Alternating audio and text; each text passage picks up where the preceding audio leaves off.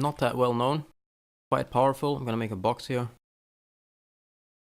so we have something to work with. Okay, a little box. Then I'm gonna chamfer it. So I'm simply gonna just have a good example case here. I'm gonna just select all the edges and chamfer everything so it's a little bit rounded like this. That's gonna give a very good example. Right, so by default, if you have a box, it will look like this. If you take that box, and now the box has only hard edges, so all the edges are hard, no smoothing groups on it, and no edges are smoothed. If you were to take the whole box and we would smooth the whole thing together, so I'm going to assign a smoothing group of 1 to it, or in Maya terms, soften all the edges on the model, it looks like this. Still kind of weird, you can see this weird line cutting through here, and it gets this very specific smoothed feeling. However, there's a third way of doing this, and that's by manually changing the vertex normals. Technically, using the smoothing groups, hardening or softening edges already modifies the vertex normals, but we're going to do it manually in this case, which will give us far greater control. And then we can get a completely different look for something as simple as a box. And then I can show you how you would apply that kind of different look to something like the road, because it does have a real impact on the road, and we can also make a bit of foliage with it. So if you have you take the smoothed box, it's entirely smoothed, and what you do then is I'm first going to make it an edit mesh instead of an edit poly, just to be on the safe side. And then I have something called edit normals. So you add edit normal modifier, you activate that, so I click that, it's set to vertex, and if you do that, activate it and set to vertex, so it's in sub-object mode, then you should be able to see these little legs coming out. These. And these are the vertex normals. It's basically the direction that the vertex points into. A vertex has a direction. It points into a specific angle. And the angle that it points into, that has a very direct impact on the shading. That's exactly that is what gives you the difference between this and, for example, this, the smoothiness. So if you modify these manually, we'll get an entirely different look as well. If I take the 4 that are on one side, or actually let's start with the 2 upper ones.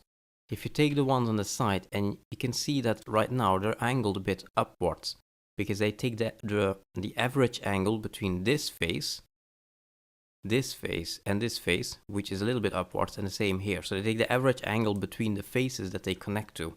However, if we manually rotate these now, and we point them back sideways, not entirely accurate, but it will do as example. Same there and that one.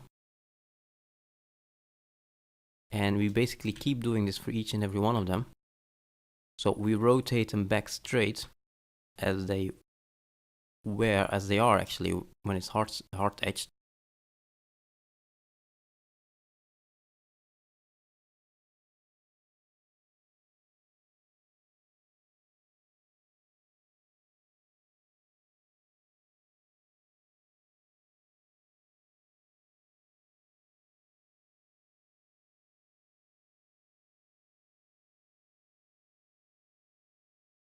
Okay, so I skipped a couple of them. Very quickly do this as well. Yeah. So what I'm trying to do is just make them point up from the top face. All of the ones on the top should point straight up. All the ones on the side should point straight to the right, left, etc. Instead of being slightly angled. That's what I'm trying to adjust. If you were to adjust that properly everywhere, you'll get completely different shading, which is much nicer than the default smooth shading, but it's still smoothed. You can see already the result here. I'm not entirely finished, but now the box looks like this. And it doesn't have this very smooth feeling anymore that this has. This is a very soft feeling. You can see also you get some weirdness here, because of just how smooth it is. You can see the highlight here, might be hard to see, but there's a bit of a highlight going over it. Whereas here, it's much more defined. And that's working with edited vertex normals. This will give you a much better shaded feeling than this or this. It gives you something pretty much in between the two. is not that well done, not done and exploited that much by a lot of people, by a lot of artists. So I think there's a lot more potential in this, and I can show you how this impacts a real life example. So let's say that you would have the road. Well, the road right now, if you were to look at the vertex normals, so I'll make the road edit mesh, and then I'll add edit normals on top. And gonna be a bit hard to see, I guess. But we have these over here, see. So again, they point the average direction in between this face and this face. So this face points there, that face points almost straight up, so the average in between is that. Same here. This one points sideways, this goes up there. Right, so if I were to fix this and point them straight up, they would blend in much better with the ground. And I've made a test case here that demonstrates that. So this is a simple test scene where there is just a flat piece of ground, it's just a cube as a floor here, and I have two pieces of road here. No textures. But there's two pieces of road, so this is the road we made. One of them has no edited vertex normals, it's just as it was. It's just as this one is right now. And the other one has the vertex normal edited, and you can see what happens. If I switch to lighting only, so you can properly see the shading, this one was unmodified. And what we eventually want, if you remember from the beginning, we want the road to have sand on the side, and that sand should blend in perfectly, totally fine with the sand from the landscape, from the ground. And you can see this one doesn't do that. If you just look at the shading alone of the road that's on top of the other surface, that's on top of the ground, you can see a very clear line here where the road meets the ground. And on the other side, you can see the opposite. It's darker instead of brighter. You can see, again, a very clear line where this meets that. That's because the vertex normals are different. The vertex normals of the ground, they point straight up. Because it's a flat piece of ground, so the vertex normals of this will point straight up. The vertex normals of this one, however, they point sideways. So like we've seen in Max, the vertex normals here actually do this. So where the ground intersects with the mesh, where it cuts through, you basically see the difference between this angle of a vertex normal and the straight up angle of a vertex normal from the ground. And it's that difference between these two angles that gets you this clear distinction and clearly shows you where the mesh intersects the ground. If you were to edit those vertex normals, we would end up with this. Now I haven't pointed the vertex normals straight up entirely. I think they're probably like 88 degrees or something, not exactly 90 degrees. But this is already much better than this. On this side it's a little bit brighter, you can see somewhat still, but on this side it's actually almost impossible to see what's ground and where this one starts. It's totally seamless. However, it's the exact same mesh. You can see the mesh is exactly the same. It's just that I added to the vertex normals of both. So in cases like this can make a major impact. See, it totally blends in and it works much better. So what did I do to this one? What I did was I rotated the vertex normals on the side to point straight up, so that the vertex normals of this mesh on the edge, where it intersects with the ground, have the same orientation as the ones on the ground. And the ones on the ground point straight up. What I'm going to do is point these straight up as well. Now again, this is not 100%. I don't think they're pointing at 90 degrees exactly straight. But it will do, and especially when you add textures on top later on, you won't really see anymore. So this is what I do. The top ones I'm leaving alone, and it doesn't really matter, it's the top anyway. But it's the side ones where it meets the ground. Those I rotate like this. That's it. And then you export that. And if you do it like that, you will get what we have over here, a perfectly smooth result. Also important that when you import meshes like with edited vertex normals, you should have explicit normals enabled. And I can have a look at the scene itself as well.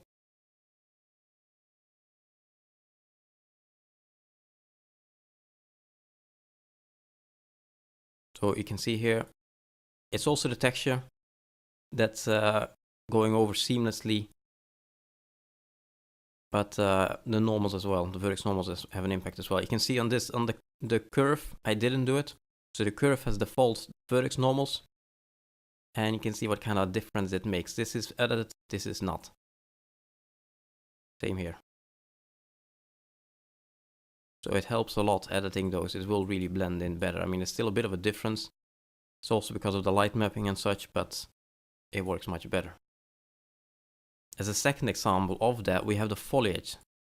So I have my very simple foliage here, which is pretty much just a plane, two planes.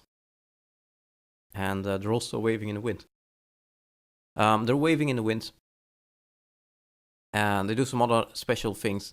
But right now, the thing we're going to care about is they have added Vertex Normals. If I make a very simple plant in here, then I can show you what would normally happen if you wouldn't mess with the Vertex Normals.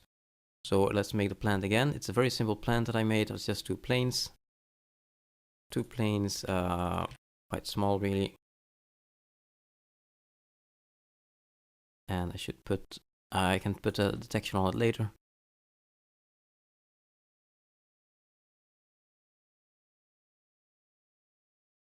That, I'll attach the two planes together. Like that. I'm going to change the color so it's a bit brighter and easy to look at it. That's okay. So this is our normal, what would normally happen if you make a plant, like a really, really simple plant at least. And then you would get the following. At some point, since the other plane points the other direction, it's going to get really dark like we have here. So now we have one really dark side and one really bright side. If you put a texture on this, if you actually make a plant out of this, you put, for example, a grass texture on it, it's going to get really obvious that suddenly half of the bit of grass gets really dark. And it's, no matter how you rotate, you can get a really serious difference in brightness. That's also something that you would handle with Vertex Normals. With Vertex Normals, you can make sure they stay more uniform in brightness. So you can't really tell as easily that it's actually just two planes intersecting. And to do that, I'm going to duplicate this so we have a very clear example of how it used to look and how it will look now. Again, I make it edit mesh because it seems to work a bit better. Edit normals on top. And we're going to edit the Vertex Normals. I can actually increase the length a bit, or maybe that's a bit much. Just a bit easy to see. So by default, it looks like this. All the Vertex Normals simply point away from the surface they are on. If I now, however, take the ones on the bottom, meaning these two,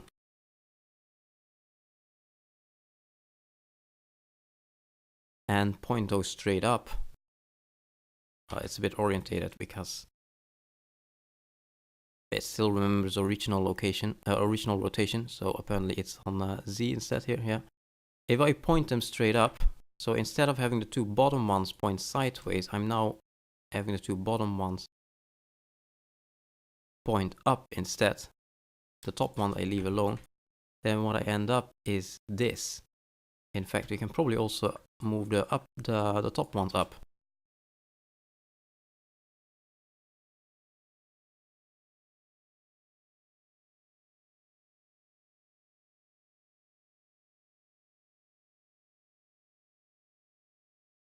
And now what we have is this.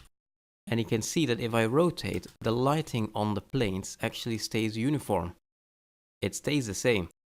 Compared to this one, where this plane obviously gets a lot darker.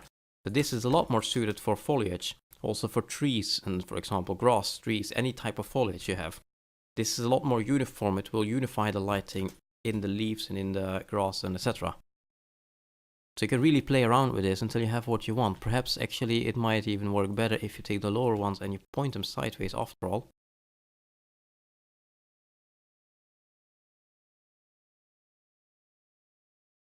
Not sure if this is going to work, but you can really play around with it and get different shading.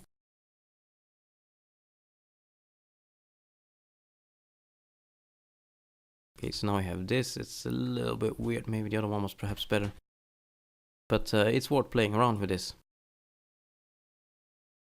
And here you can see the clear difference. So when dealing with trees and foliage, you definitely want to rotate the Vertex Normals. You'll presumably all want to rotate them somewhat in the same direction or upwards or away from the tree rather than the default very straight angles they have, or at least very straight, very logical angles they have. And then I could texture it the normal way. I could just put the texture on it like that. So it's apparently rotated upside down, etc. Export it, and we can bring that into Unreal. And then we'll eventually have this. There's one other thing we should immediately prepare for already. It's not something we're going to do right now, but if you look here, to get the foliage to eventually work, it's going to be very dependent on the material that it uses. And the material that it uses will be dependent on vertex colors. So if you want to follow the making these assets, what you should do right now to begin with already is vertex color this mesh. And I will explain why you have to do this during the material phase, but we can quickly already fix it up. And I'm quickly going to rotate the textures as well.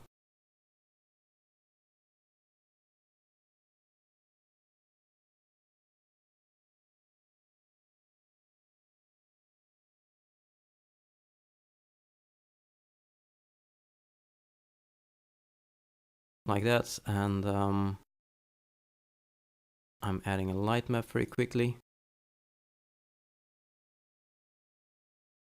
Light map here is going to be very, very simple. Basically just going to do flatten, and that's it. You could grid snap it, but in this case the grid snapping is actually less important because it doesn't have to be on a grid anyway. It's not a modular mesh, and you can't even see the sides because the sides are going to be transparent in the editor, so it doesn't really matter even if you have some sort of a pixel bleeding in here, because this is invisible anyway. So it's less important here.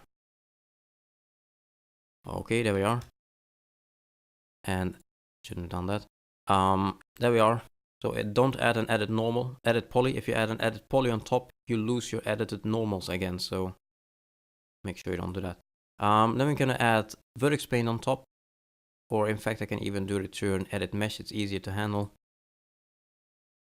And I'm going to select the bottom few vertices and color them black. So black on the bottom, white on the top. That's what I have now. So these vertices over here, they're white. These ones are black. Because later on when we apply the wind to it, we have to make sure that not the entire mesh moves from the wind, that only the top moves. So what I'm doing here is I'm going to use the black vertex colors to not move in the wind. And I'm going to tell the engine to only move the vertices that have a white vertex color assigned in the wind. And that's the reasoning between this. When you're done with that, you can import that, export it, import it. And you have yourself a bit of foliage. I'm naming it, call it new foliage. Also, actually, the pivot point should be set. I haven't set that yet. So I'm going to move the pivot point down in the middle of the mesh and down, basically where it should grow from the ground. And I'm going to specifically not place it on the very bottom, but a little bit above. So that in case the landscape goes up and down a little bit, I have a bit of margin at the bottom. So I definitely won't see the plant float. That's it, and then we can export that.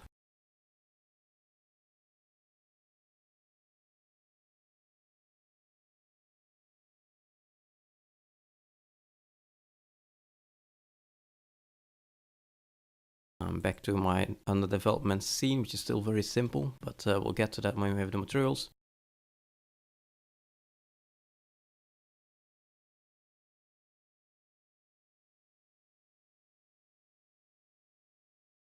And here is our little grass. You can see the Vertex Normals also properly exported. This plane doesn't get dark, it stays the same brightness. So this works. We'll get back to painting the foliage later on when we've done the material. For now, we're done here. And we can move on to the mesh lots.